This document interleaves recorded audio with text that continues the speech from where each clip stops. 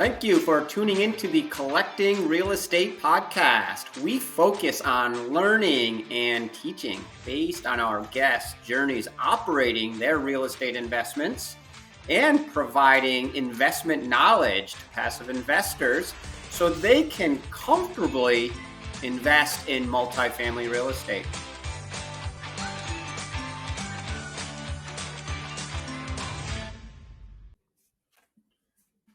Welcome again, everybody, to the Collecting Real Estate podcast. I have a great friend this morning. This is Vlad Arakcheyev from New Jersey. His company, Zontik Ventures, has grown dramatically since I've known him. Welcome, Vlad. Please tell us about your real estate background. Oh, thanks so much, Bill. I'm so happy to be here. It's been a crazy journey. Absolutely. Everything happened during COVID, and I had my W-2 as a graphic designer, got furloughed, and my wife and we just sat down and started thinking there has to be another way of basically making sure that some money is coming in. So I got my real estate license and became a realtor here in New Jersey, just residential realtor, started selling some houses. And then even though I got called back into my W-2, I started going to local meetups and hearing all these quote unquote cool things about, wholesaling and flipping. And I wanted to do that too. So I got into that, but ultimately realized pretty quickly, I would say, within 6 months, that it's like you're a hamster in a wheel. You got to keep on going and prospecting. And if you're going to stop prospecting, then the lead flow would just, disappear. So what's the ultimate answer?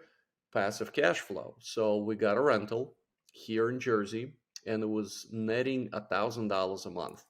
And it was just a single family rental. So when a person moved out, zero income coming in, right? So instead of 12 months of income, we got 10.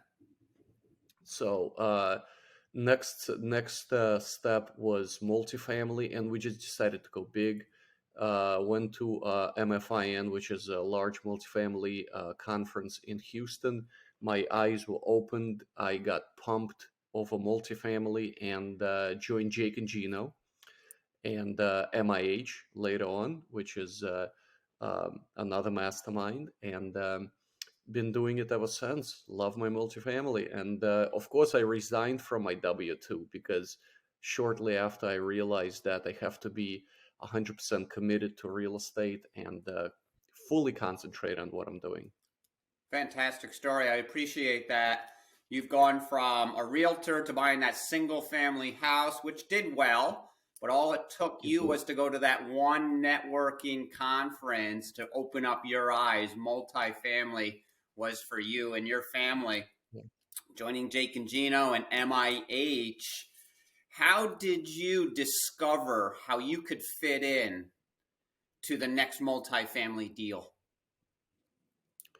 Oh yeah, I try to do anything and everything. I'm like, I can do this and that because I did not have a lot of experience, so I was trying to be everywhere. The only thing I could not do is boots on the ground because I'm buying in Texas, Kansas, and the Carolinas, and I live in Jersey. So boots is automatically out the window. Few things I have left. I tried and still learning asset management, but I was concentrating on finding deals, going direct to sellers, speaking with brokers, and capital raising. So those are my two strengths. The finding deals part I got from being a realtor. So I took all my skills from there and kind of transferred them into multifamily. And raising capital, technically you don't have to be where the property is. You just have to kind of adjust and go with the flow when it comes to raising money. It's a huge adjustment on my end. Yeah, raising capital. We talked about that a little bit before we started here. I've been doing that for 3 years myself, and that is certainly a journey. I've been a joint venture type investor for a very long time, but enjoying raising money for these big deals in New York or Florida. Before we get into raising capital on your deals, you mentioned direct to seller. So you're a realtor. You probably got on the phone with a lot of people just stirring up sales business. And I'm Yeah. sure that you immediately thought, wow, I can direct to seller multifamily and stir up some deals in other markets that you're interested in multifamily? Yeah, that's exactly how I've done. Funny thing is, I'll tell you, I wanted to practice speaking with multifamily sellers.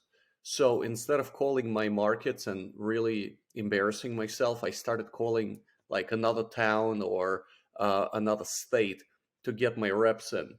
So I written down all my objections that I received, and I crashed and burned, of course, the first, I don't know, 10 times. But I really got it down. And when I started calling Kansas City and Texas market, it was pretty successful. I've gotten few leads, and we closed on a 40 unit deal in Kansas City where I found direct to seller. So it's been a real cool experience and journey. It's a relationship based business. Everything is. But I was able to transfer my skills from single family space, being a realtor and hearing no 100 times a day, into pretty much multifamily and kind of hearing the same thing, That but keep on that going. is a fantastic idea, everybody. He practiced in a market he wasn't even interested in just to get his reps in. And after making 20, 30 calls, failing miserably, of course you're going to fail miserably. You're just starting. That's why you started in a market that you didn't know. And then you jumped into the Kansas market and found that first deal. Were you the source of the deal and raised money on that Kansas City deal? I was the source. There was no raising needed on that deal because it's a small JV. So few of Jake and Gino and MIH members got together, and that's how we got it. It was so significantly under market when it comes to rents. We didn't have to raise any capital at all. So we just put a little bit of our money in, and now we're running it. We closed in last December. So it's great. We're about to start distributions on it already. So Fantastic. What's the dynamics of that deal? uh dynamics, you mean? Is that a did you buy that deal where there was rent growth potential? Oh yeah. Yeah, so the biggest thing about it is there was a 70-year-old owner, and he wanted to get out. He didn't care for it anymore. So the market rents were $300 to $400 under all classic units. It was 1978, I believe. And when we purchased it, we shortly after realized that it came with land, with over 5 acres of land, which is zoned for multifamily also. So, in addition to buying 40 units, now we have all this land, and we're gonna probably either build on it or sell it off. But the idea there is we can hike up the rents, and of course we can increase the NOI by basically making it really nice, because it's, like I said, nobody really took care of it. So it's really a diamond in the rough. And we did hike up the rents. We sent out renewals, and everybody, all the tenants, you ready for this? All month to month, because the landlord or the owner just didn't care. So we sent out all the renewals, well, most of them anyway, and everybody renewed for a year, 2 years, whatever. Yeah, not a single person moved out. So we had 100% occupancy, still hiking up the rents, and it's been going great. Yeah, no capex. We didn't do anything on it yet. We had to patch up the roof and remove a tree. That's about it. Man, that's a good one. And I've had some good retention on a few of my deals over the last 2 or 3 years, and I always go at it saying, what's the plan? What's the sweet spot where we can be aggressive on those lease renewals where Yeah. 70% of people stay, but hoping that a few may move on so we're able to turn them over and then get them right up to full market rent. What was your goal? Was that the goal and you were just absolutely shocked that you got 100% tenant retention? Yeah, yeah. Not a single person moved out, even though we hiked up the rents. They have nowhere to go. You know what I did? I called all the neighboring apartments and communities and pretended that I wanted to move in there, basically. And they said there's a wait for over 6 months. They're like, "Would you like to be on a waiting list?" And I'm like, "No, not really. I need an apartment now." And they said, "No, sorry." So we know that they have nowhere to go. Really, there's no housing there, so they have no choice. And not that we're going above and doing anything crazy, but they know they're paying, I don't know, like $500, and market rent is 900. So we're not gonna hike them up all the way to market rent right away. But the idea is we can do rent bumps here and there, and also, of course, uh, there's a laundry machine. There's a laundromat. We improving the laundry machines, fixing that, fixing up the leasing office. So there's few things that we're doing around the property, and of course we're gonna put up new signage, paint the outside. That's the goal right now because nobody moved out. We're not, we can't do the units yet. So we're working on the outside, making it really nice, curb appeal and everything. Put new signage, rebranding and everything. So Man, that's a fantastic deal. And in the meantime, you're really getting to know your property. When you do have to turn some units, you really have that business model sharpened up. I have to stay on this for a second until we get to that next deal. And when you raise some money for your next deals, that vacant land where you're able to build more multifamily, potentially in a market that still has a massive shortage of housing. What's yeah, the plan? All I can think of is how many units can I put there, and how am I going right. to structure the build? Because we know building a new building is not cheap. Yeah. We really not sure. We didn't even explore it yet because, like I said, we just purchased it, and one of the ideas was wait till we refi, take that money, and start building. Another idea is to partner with a builder, and from our understanding, I believe 60 doors we can put on there, because it's basically a field, and there's like a little slant on the end of it. Another idea that we were kind of going so we can utilize the land now, put up cell phone towers, right? So get passive income without doing anything with the land or storage. So we kind of brainstorming at what we can do with it now, but that's the ultimate idea to um, because we really not builders. I'm not a builder, so we thinking of partnering with one. That might be it. But it was a really cool surprise to find out that zone multifamily. It's about like 5 acres. So, or maybe another idea that somebody brought in, a truck parking, which is everybody needs it. So you just put a bunch of gravel everywhere and you can park trucks. But at the same time, we don't want a bunch of trucks idling in front of our beautiful apartment complex. So it's kind of, we kind of weighing our options and seeing what is needed by the county. So Yeah, you want to yeah, make sure that you're doing what makes the most sense for your property. Sometimes the culture of your existing multifamily property that's doing so well, it may not fit. It may not align, as you mentioned, to have construction people showing up every day, idling their trucks. yeah, And there may be a better use, like throwing up that 60 units. And I love that builder as a partner. We all know that when we get into large multifamily, I asked you what you were focusing on. You've done some direct to seller and raising money, but you can't find the deal. Well, you did find a deal, but you're not that boots on the ground guy.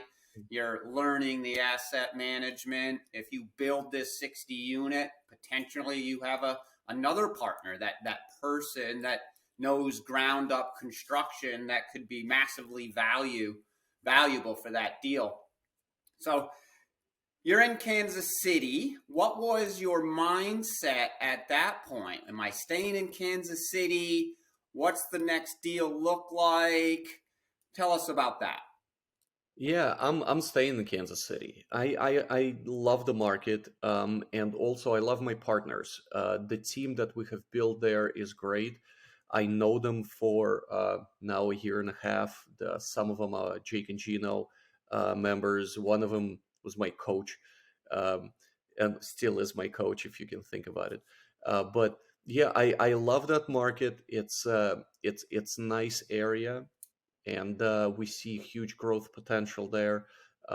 It so I feel very confident on it. The team is very strong, and um, I'm gonna stay in it and keep on going, keep on calling, building those relationships with the sellers because I can't meet them, but I know Joe can. So as soon as I give him a call, he's gonna run over and take it down because I trust his experience. And at the same time, for me, it's huge. It's a huge learning experience because I'm learning from operators that done this for years, and they're more than happy to take me under their wing, open up all their books, and show everything how they do stuff. So it's a win-win. Fantastic. And you're a quick Yeah. learner. So you are doing the direct to seller from New Jersey to Kansas, getting the people on the line, seeing who is motivated to potentially sell, and then you're handing that off to your boots on the ground in Kansas City to hopefully finish that deal. Yeah, that's exactly how I'm doing because believe it or not, this owner, he when he was speaking with Joe, and Joe is local to Kansas City, he said, "I would never sell my property to anyone except for a local person because he's old school and he doesn't want quote unquote others like outsiders coming in and basically changing everything. He gotten used to it and he likes his community the way it is, so he wants to sell it and pass it on to somebody else. So that's why we were able to buy it for 50K per door. Now in Kansas City you're looking, I don't know, 80 to 90, even higher. So we got a great price, and one of the reasons that is because we have a local person there that knows the community, that cares about the community, and can be there literally within half an hour. So it's very important to have a proper team in place, and a person boots on the ground where the property is. Okay. I love that great team. That's so important. What are you doing? Continuing joint ventures, or are you getting into different deal structures? Yeah, I've done four JVs. One in Bradenton, which is right outside of Sarasota, and two in Carolinas, in Boone and Columbia. And the other three deals that I worked on are syndications. They're much larger syndications in Texas. All right, let's talk about the syndications in Texas. How did Yeah. those deals come about, and what's your role as a team member on them? Yeah, the first deal was just it was absolutely crazy. Somebody asked me to be an LP in 208 doors in San Antonio, and I said no. I didn't want to be an LP. I wanted to be an operator, and I and the conversation ended, and a few days later I got a call. And basically, one of the Jake and Gina members, they said, "Hey, listen, why don't you just speak with the GPs, with the operators? Maybe they'll get you to raise capital for them and maybe do investor relations." So I said, "Yeah, okay." We talked and we really clicked. We really liked each other. So they said, "You know what? How much can you raise?" And I was so bold and excited. I'm like, "Oh, I can raise 500,000 easy, no problem." They're like, "Well, it's your first raise. How about you do 200?" So you can, and anything higher than that, it'll be just a great bonus. So I said, yeah, sure, 200 is perfect. So I started, it was 506C, so I could advertise it everywhere. So I was blasting it all over the place, Facebook. I was going to, let's say, like 5 meetups per day on Zoom virtually, just screaming that it's the best thing since sliced bread. And the first people that I went to is actually my friends. Not a single friend invested in me, not a single one, and they got money. They do, because they still thought of me as a graphic designer instead of an investor and multifamily operator. So I had to change my mind. That's why I had to basically rebrand myself, and that's what I'm working on now. It's a process. But going back to the story, I was so friends, family, no, right away. So I was going and just screaming about it like everywhere. And guess what happened? I found a guy who was doing a 1031 exchange, and his 1031 was 1 million, and I got him. So not only I over delivered, everybody was so happy. 2 weeks before closing, I'm already like, I don't know, counting my money, counting the success. I was so pumped. But guess what happened? It was last September. What happened during last September? The rates were going up like Mm. crazy, 75 basis points every month, shooting up like crazy. I mean, all the banks did not know what feds were doing, and it was just a complete mess. So 2 weeks before closing, the bank pulled out of the deal. They said, we will not fund the deal. And deal fell apart. We immediately got a new lender, but obviously the rates were different, and we could not deliver the returns to our investors that we were targeting. So the deal fell apart. All the money that we raised got returned back to the investors. Nobody lost anything whatsoever.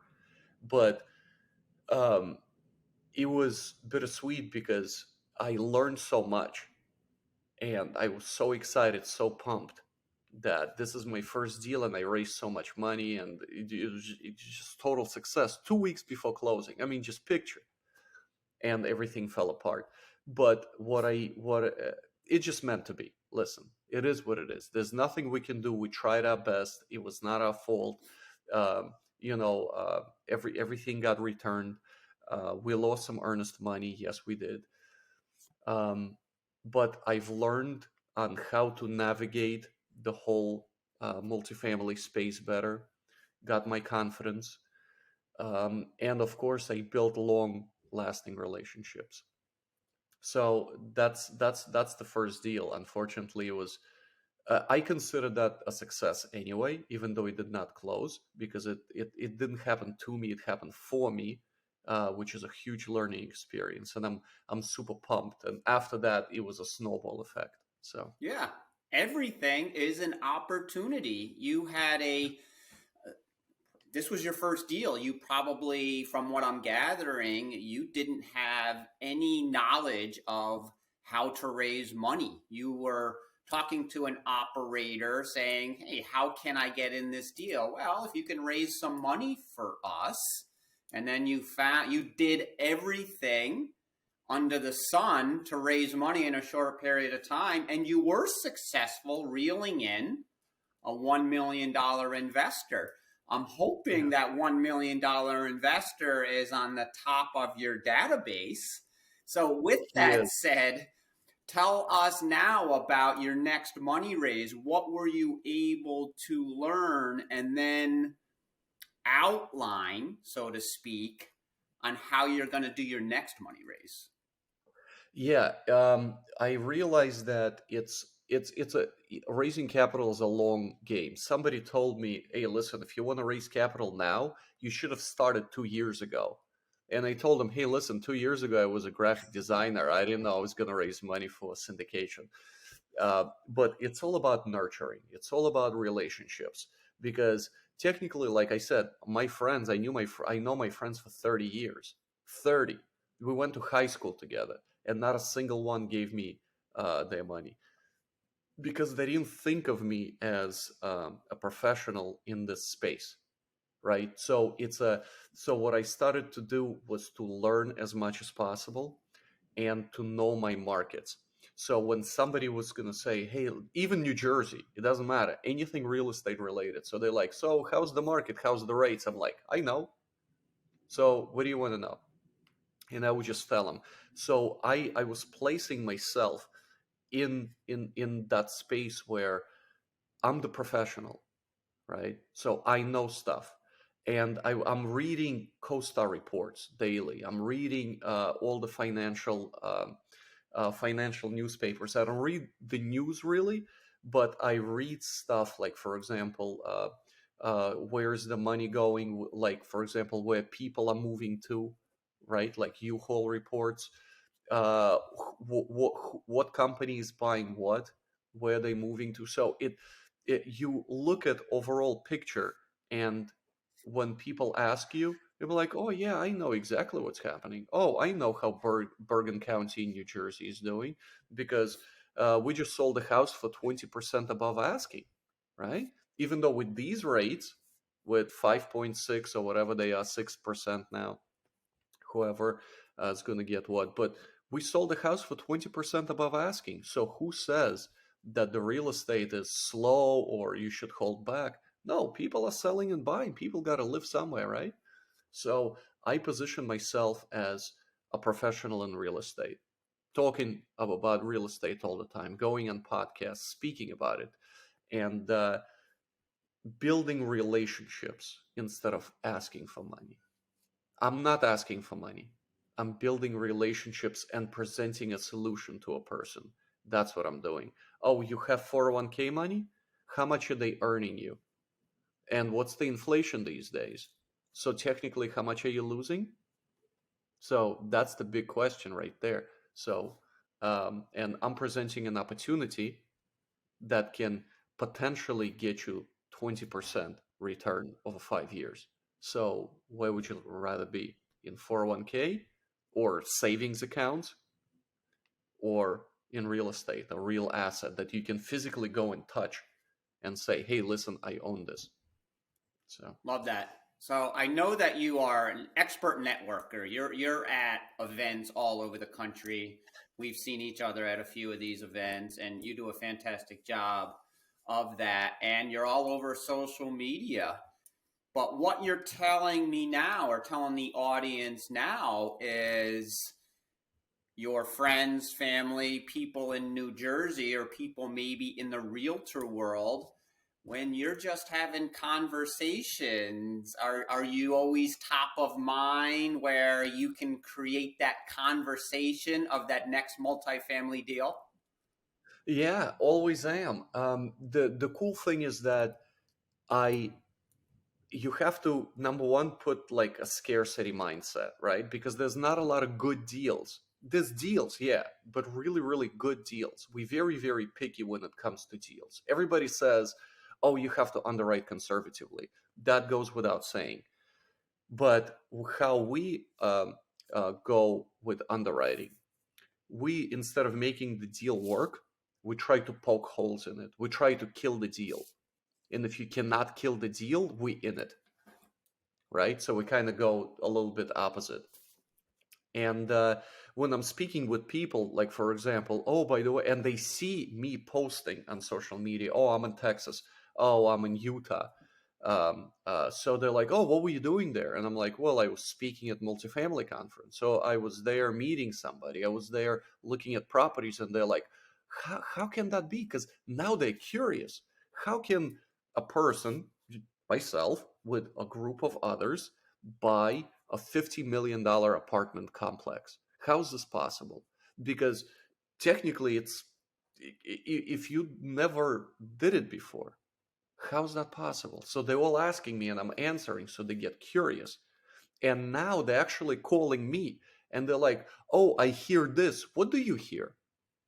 So as I position myself on Facebook and social media, and on podcasts and now speaking engagements, people see me as a realtor, as a multifamily investor, as a real estate professional. So they turn to me and they're like, let's have a chat. What do you see?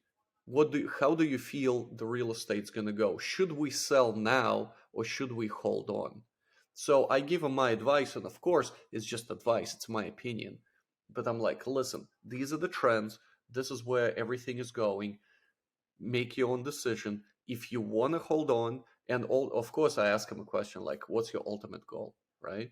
What's your ultimate goal? Retire early, get a lot of money now. You want the cash flow. So I kind of adjust my message to what they're looking for when it comes to investing. Fantastic. So your social media presence and your networking has created a pipeline.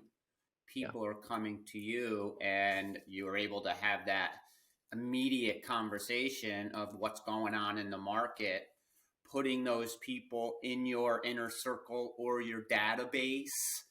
Tell us a bit about that. And have you gone back to your childhood friends and family? How's that going? I actually, yeah. So to answer the first question, yes, I put them in my database and I sent out a monthly email. Maybe I'll do it more often now. It's just a small newsletter.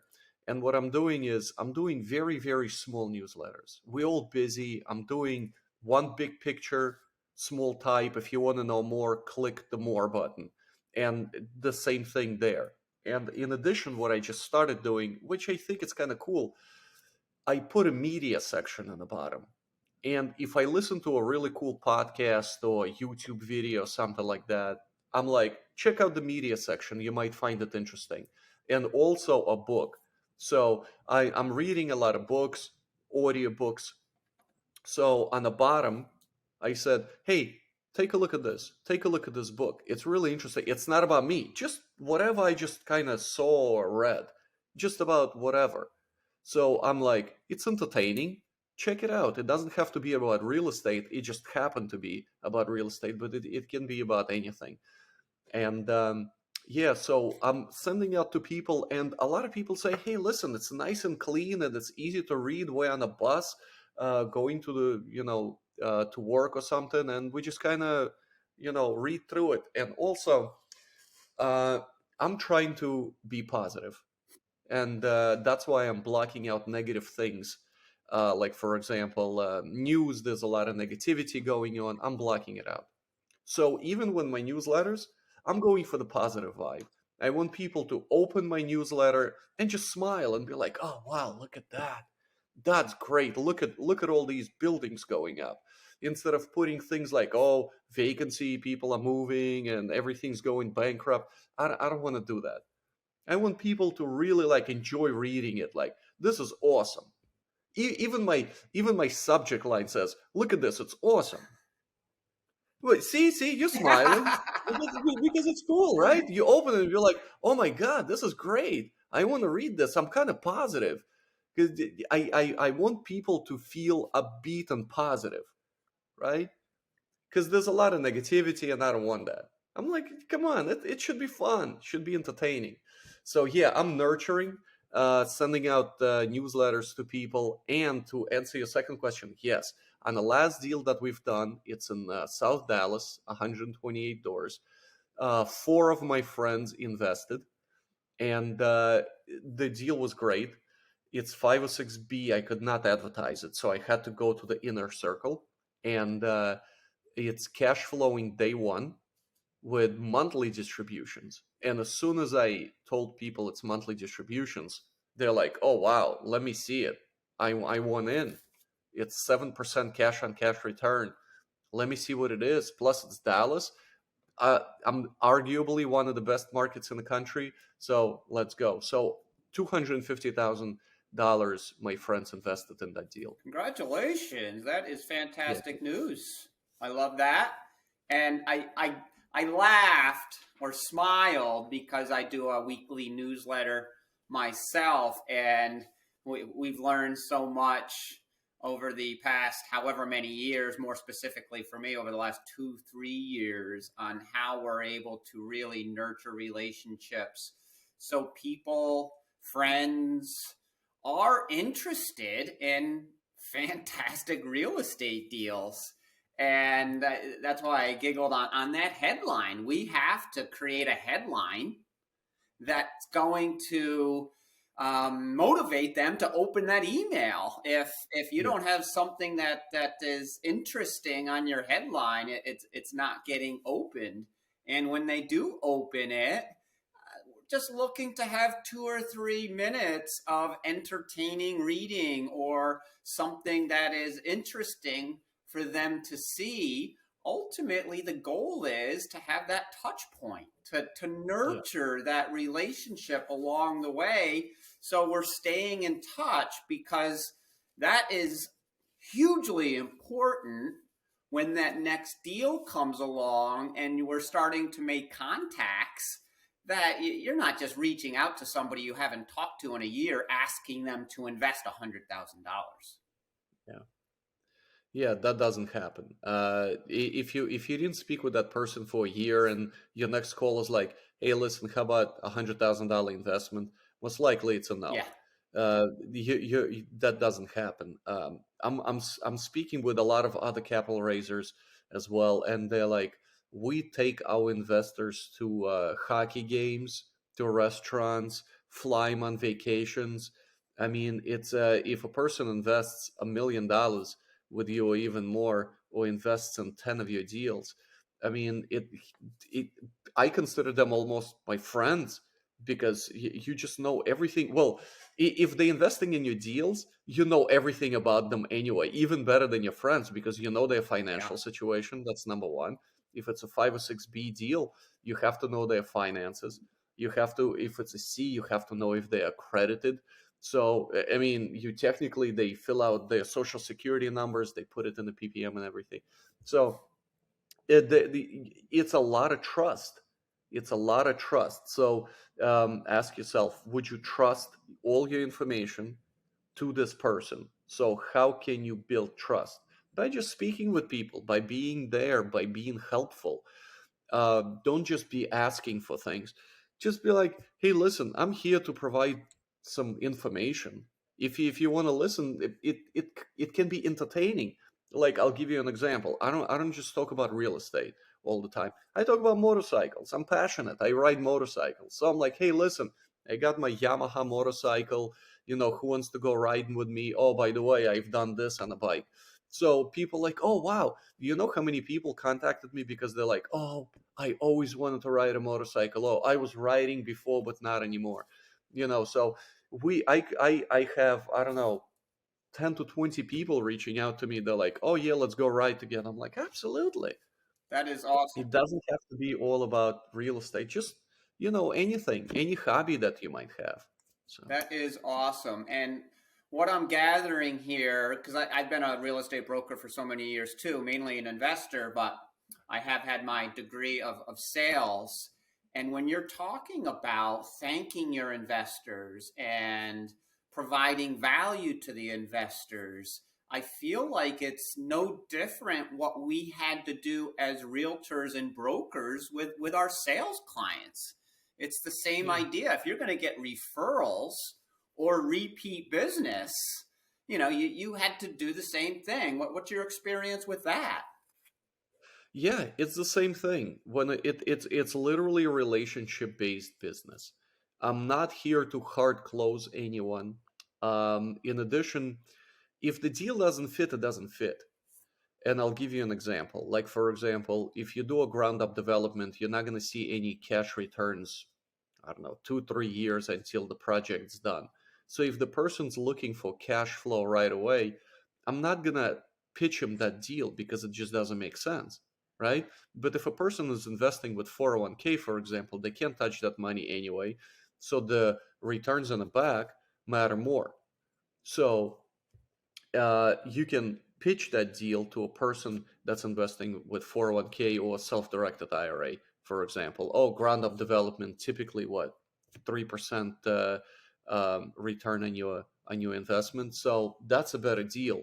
Now, if people need money now, you kind of just adjust your message and be like, hey, listen, this deal is cash flowing right away. Take a look at it. So at the same time, um, you don't always blast it out to everybody. If you're just gonna be like, oh, listen, invest in this, invest in this, invest in this, all they know is, or they just all they hear from you is, oh, I'm just collecting money. But that's not how it is. You have to speak with people, right? It's all about relationships. Yeah. Build that relationship with a person, and then be like, hey, listen, I might have something that might interest you. So it's all about relationships. And I love how you mentioned that hobby.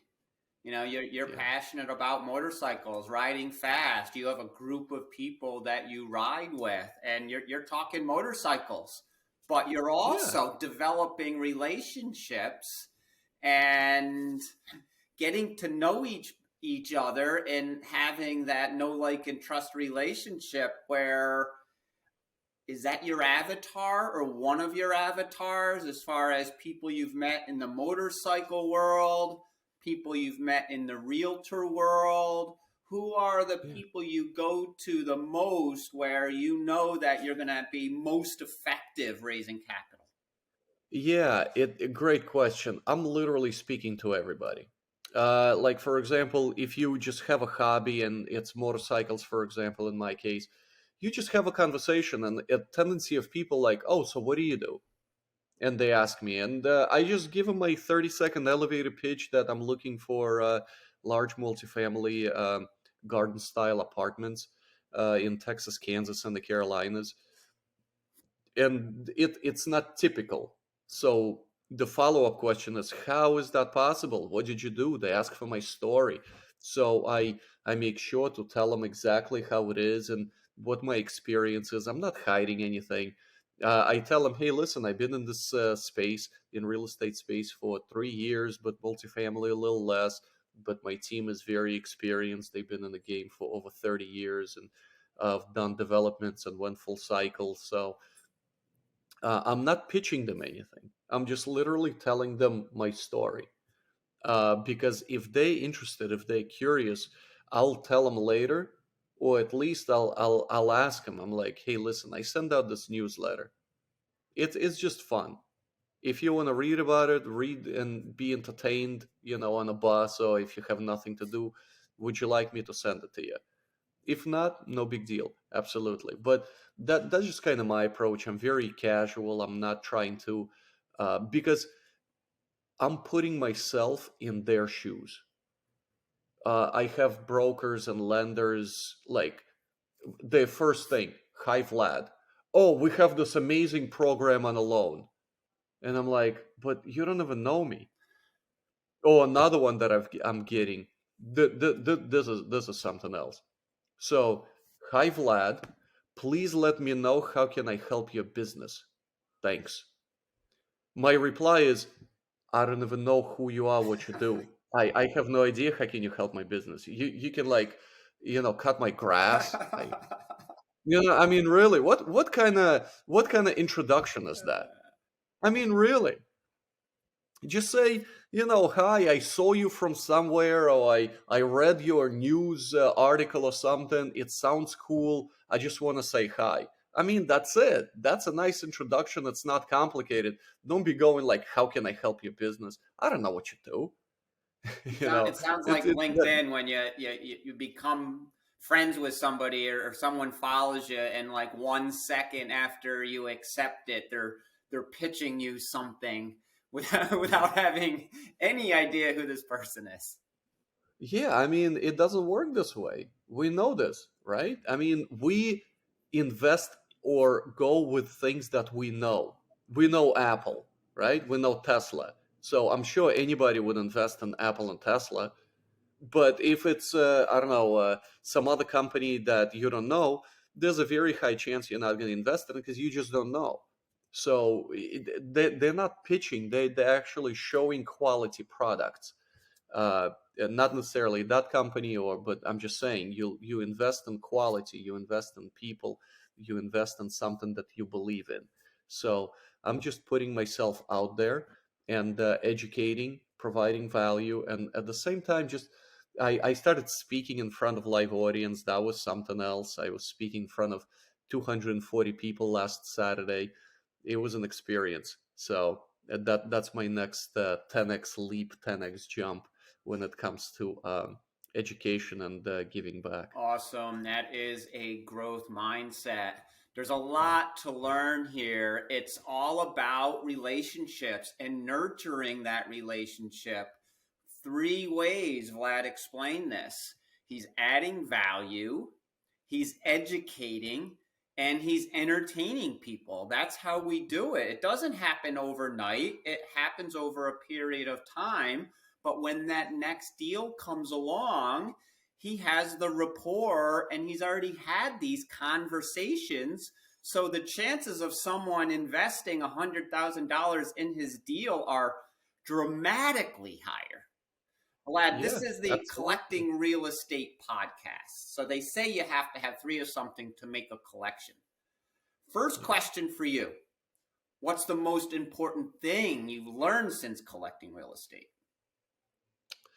Yeah, real estate is a team sport. You cannot do this by yourself. I'm very much pro team, and I'm talking about it all the time. And most importantly, is you have to vet your team. I made a mistake in the very beginning, thinking, you know what? I'm just going to concentrate on finding a deal, and then the money's going to come, and the team's going to appear. No, no, no, that doesn't work this way. I always tell people, listen, what if you find the deal right now? Like, let's say it's $10 million. What do you do? Who do you go to? You don't have anyone there, right? You cannot do everything. So my advice to everyone is to build a team and make sure you vet them too. And like team that I'm working with, I know them for over a year. I trust them. They're great operators, boots on the ground, great underwriters. So they know their thing. They're great at what they do. You don't have to spread yourself too thin, but concentrate on team building first. Wow, huge parallel there. You're not only building relationships with potential investors in your deals, but you also have to build those relationships with potential partners in your next deal. It's no different. Absolutely not. You have to know what they are. And funny thing is, I was speaking with one of my team members. He goes, I know my other team better than their wife know them. They know their savings accounts. They know how much money they're spending. I mean, you have to ask these quote unquote uncomfortable questions. And I'll give you an example.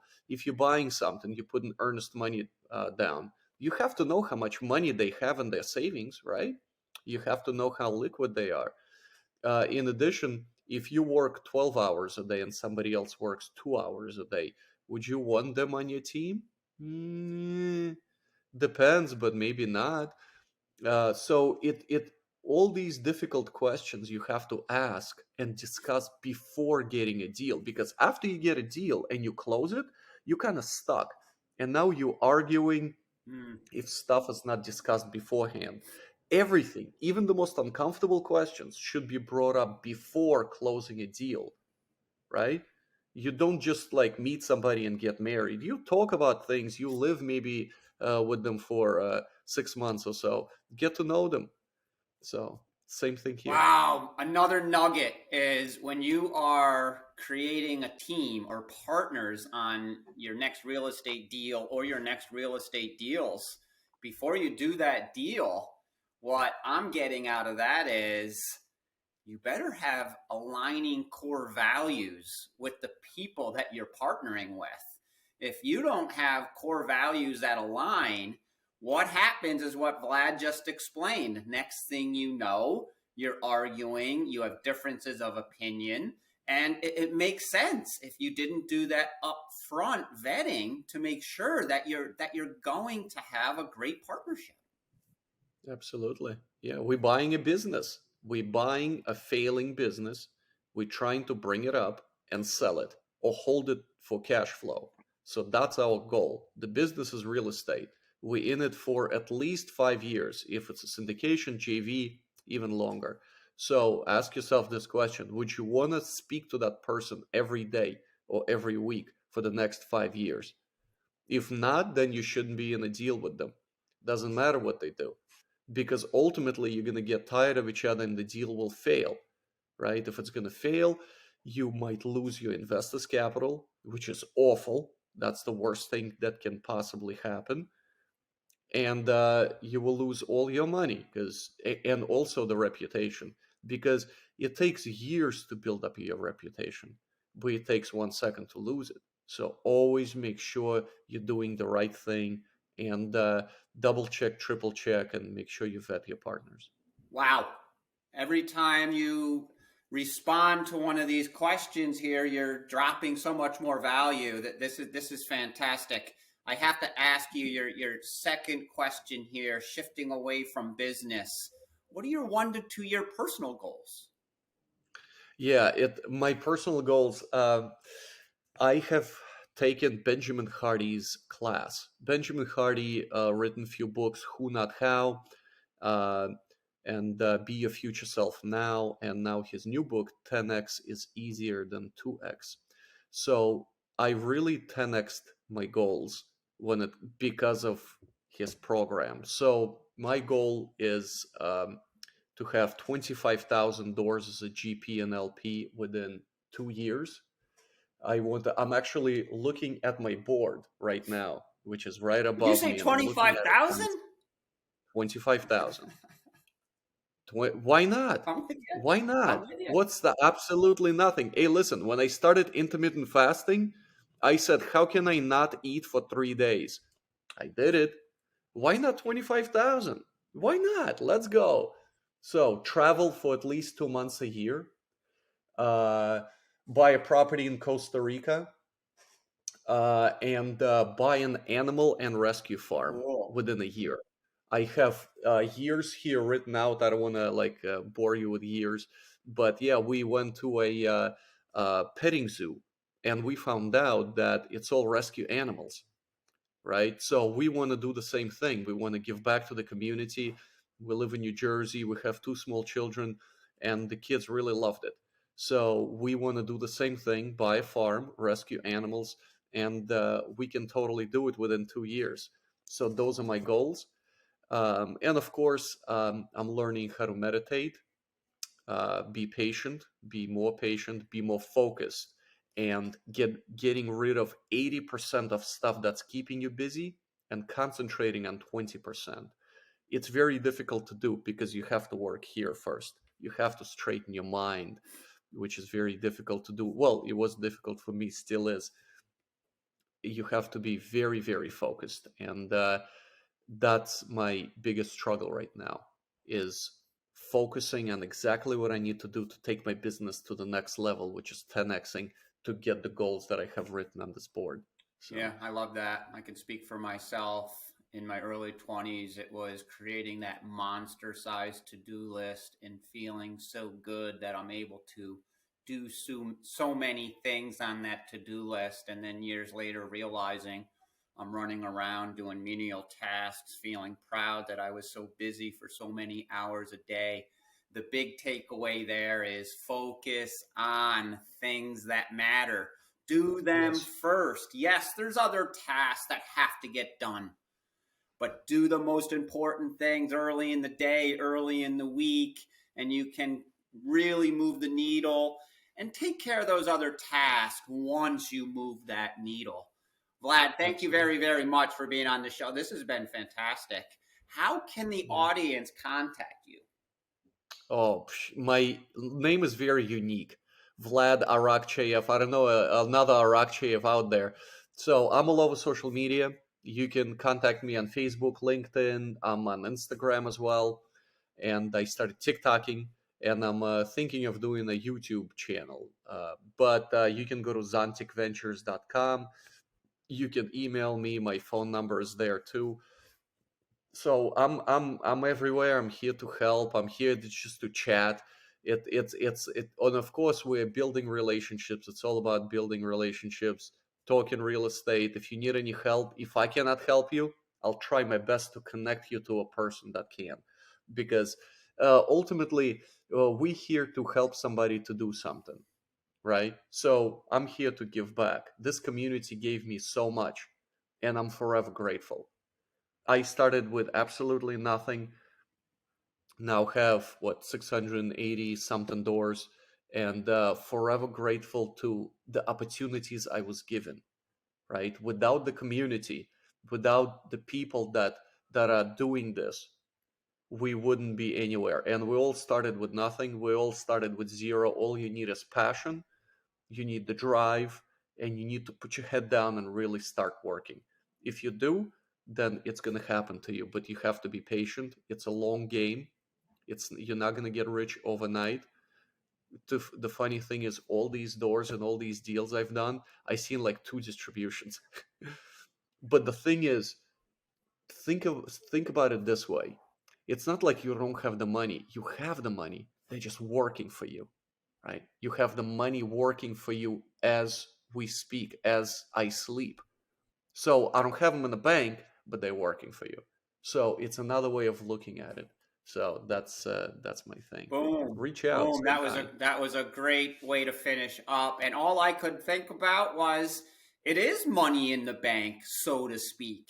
Not physically, but all of your efforts are building value in all these properties, and it is there. You're just waiting for that time to come. Vlad, thanks again for being on the Collecting Real Estate podcast. Really appreciate your time today. Thank you so much. I really, really enjoyed it. Thank you.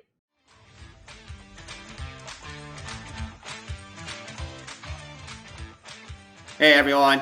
If you enjoyed this episode, please give us a review and 5-star rating. This would be very helpful to us. It allows us to build momentum in the podcast world.